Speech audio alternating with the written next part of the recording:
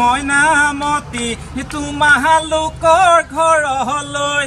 ৰৈ ৰৈ ৰতি মইনামতি সদায় যাব পাৰো মই ৰৈ ৰৈ ৰতি মইনামতি যদি দিয়া মৰমৰ মাত ৰৈ ৰৈ ৰতি মইনামতি মই যোৱা দেখিলে ৰৈ ৰৈ ৰতি মইনামতি তোমাৰ নুমাৰ দেউতাৰাই ৰৈ ৰৈ ৰতি মইনামতি দিয়েনো মোৰ কপালে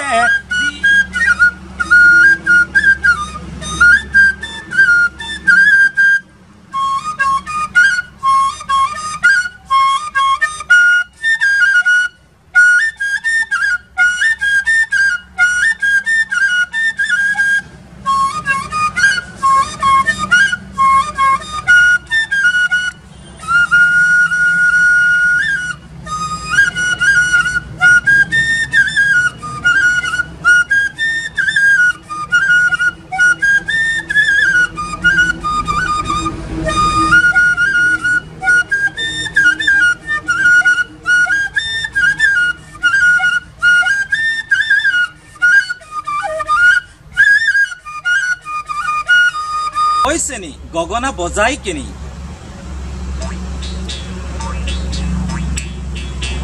ওই চেনি গগনা বজাই কেনি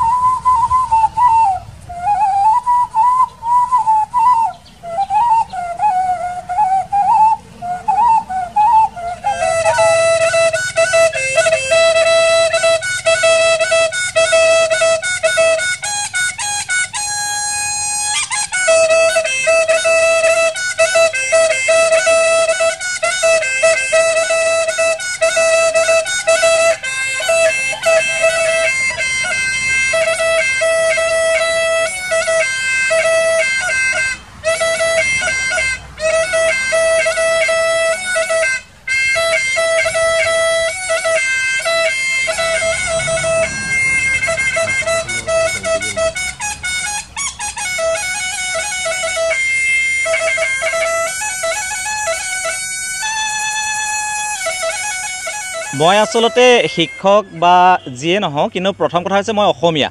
গতিকে মই অসমীয়া হিচাপে অসমীয়াৰ কৃষ্টি সংস্কৃতি ৰক্ষা কৰাৰ ক্ষেত্ৰত মই নিজে গুৰুত্ব দি আহিছোঁ আৰু সৰুকাললৈ যদি আমি চাওঁ যে সৰুকালত পৰা আমি বিহুৰ লগত জড়িত হৈ আছোঁ স্বতঃস্ফূৰ্তভাৱে আমি বিহুৰ লগত জড়িত হৈ আছিলোঁ আৰু এই বাঁহী পেঁপা গগনা এই বস্তুবিলাক আমি স্বতঃস্ফূৰ্তভাৱে নিজে নিজে শিকিছিলোঁ গতিকে তাৰ চৰ্চাটো কৰি ৰাখিছোঁ আৰু